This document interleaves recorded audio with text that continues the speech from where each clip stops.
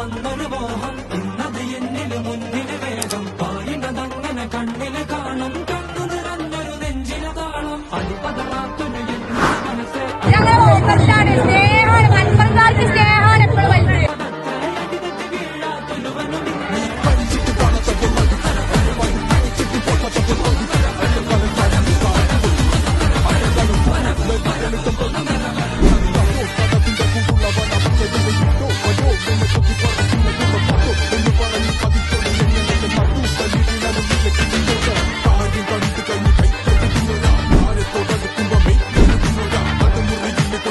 ഇവിടുത്തെ ഓരോ കുട്ടികളും ഭയങ്കര ആക്റ്റീവാണ്.